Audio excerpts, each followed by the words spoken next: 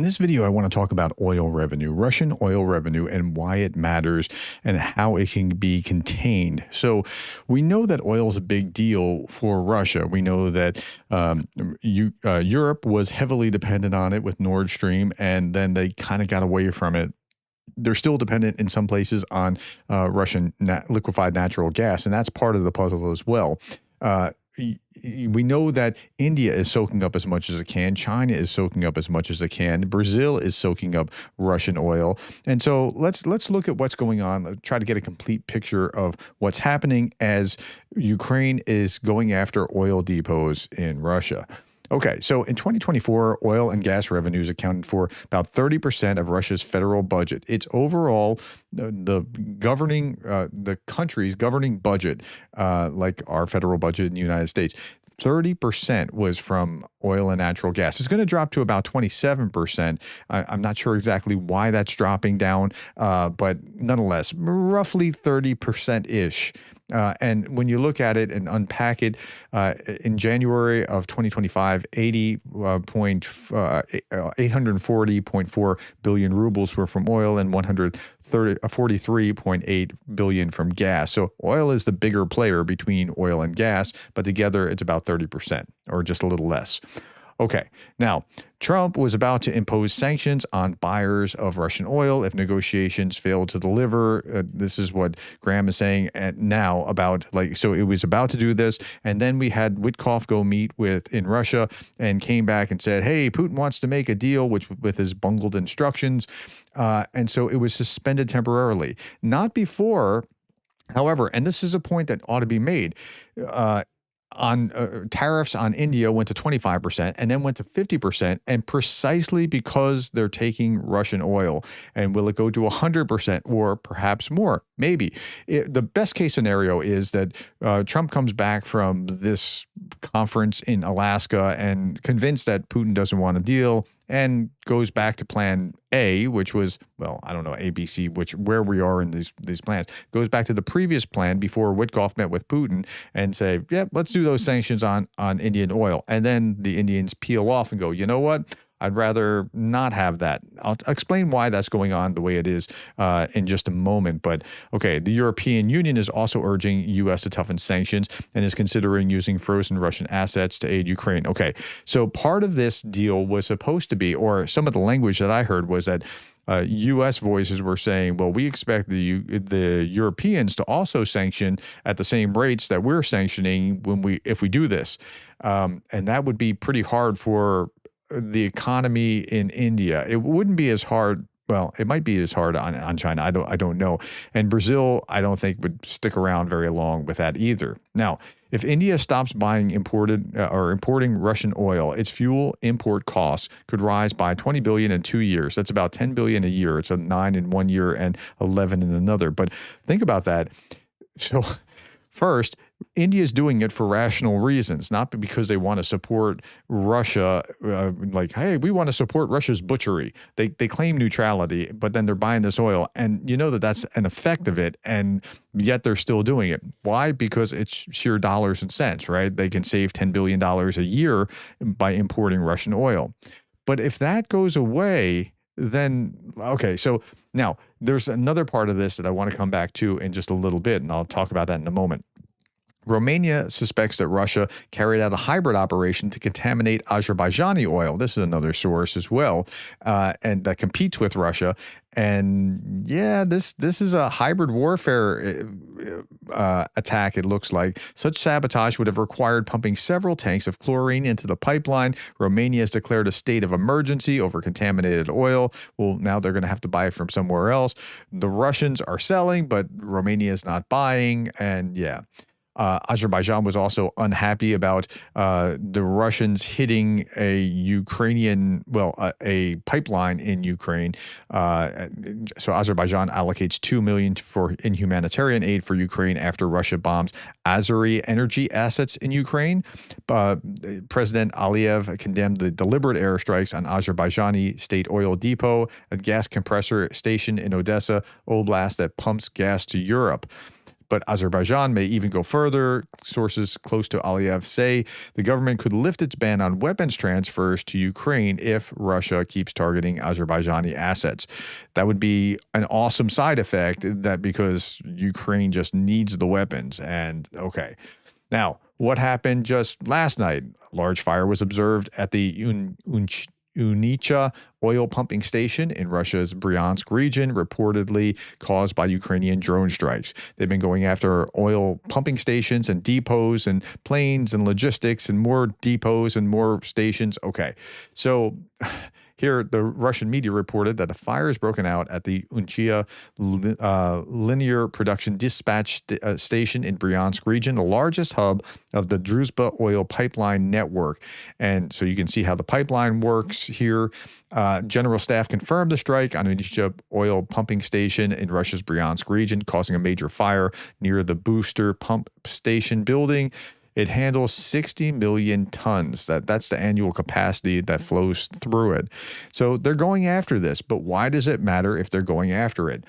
Again, a little bit more. Unicha pumping station in the Bryansk region. The preliminary attack was here, and you can see some of the pictures, but I want to show you this image here, and that is that like where the pumping station goes. So it'll go from here through Belarus up into some will go, some will go out to Europe, some will go through Belarus, some will go up into Usta-Luga to get sent out through from this pumping station out through the Baltic on these ships that shouldn't be shipping. Like that's the best way I can say it. They're many are less seaworthy than they should be or not inspected.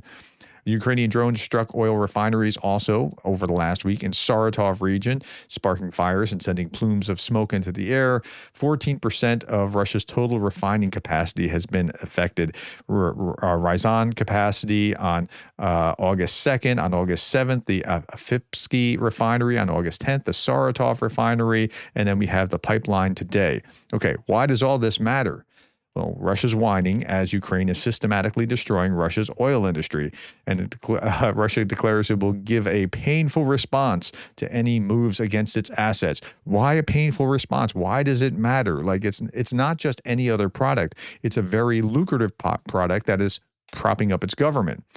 OPEC, meanwhile, is also increasing its capacity, which is making the worth of oil drop as it goes. So here's the chart. And I have to use the drawing tool here on this. So in April, they're adding 138,000 barrels per day. In May, that increase was 411,000, and then another 400 that's increase in June of 2025, and then another 411,000 in July, and then August saw a 548,000 increase of barrels per day, and in September was 547. You can't see it here, but it's 547. Now, that's going to have an effect on the oil price overall because they're pumping out more. They got plenty. They're not worried about it. So with Russian Urals, that's the type of oil now selling from 52 to 53. And I'm not sure where it's getting 52 to 53 because I'm seeing it in low 60s.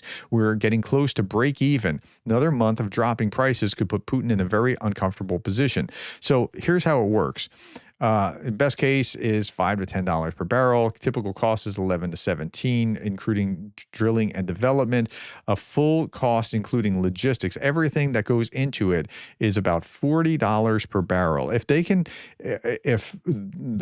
make more than $40 per barrel, maybe up to $44 per barrel, they're breaking even, in which case if it's $45 per barrel, they're making $1 per barrel that they're selling. It's not a lot of profit, but it's still profit.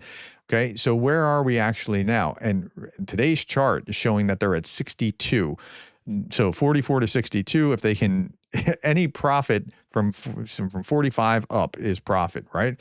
But it was just 74 not too long ago. It was as high on June 20th as 74. Okay. Now, if you pan back out even further and go back to the beginning of the war in February of 2022, or actually, let's say March 2022, it was 90 plus. right? I mean, it was up at 95 or so, early 90, May of 95.89. They were making money hand over fist with that, right? So it's important to understand how this is all playing out and what's going on. Even with the falling price of oil daily, Russian gasoline and diesel prices continue to hit high records, with the price of diesel alone up 6.5% in 24 hours. So what's going on? The domestic population in Russia is paying more for their oil. Yeah, I mean, and so it's affecting the local consumers. Gasoline prices continue to rise. 3 refineries have been destroyed recently, and some refineries that were damaged earlier still cannot be restored. So the price is going up. Now, there's also an effect here that they can't sell it elsewhere because their domestic market needs it as well. And so they've done this before. Moscow halts gasoline exports from 29 July. Even fuel producers are now blocked as domestic prices hit record highs. The decision follows historic price spikes in the St. Petersburg exchange and a market struggling to meet summer demand. Okay, so they still need to do all the driving to work and agricultural prices. That's really interesting too. Agriculture is actually down partly because of fuel prices and things along those lines. So it's all interconnected in this way. So to the degree that every oil depot that they can hit is going to have a tremendous positive effect. It feels probably like this. If you're the Russians, this is, each oil depot that's being knocked down.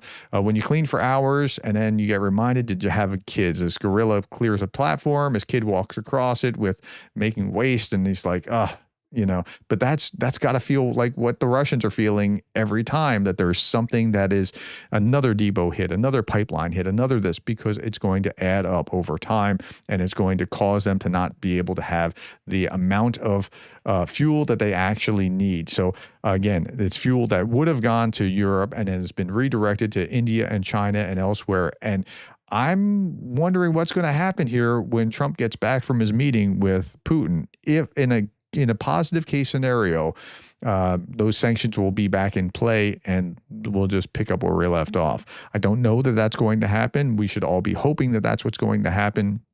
But we'll see.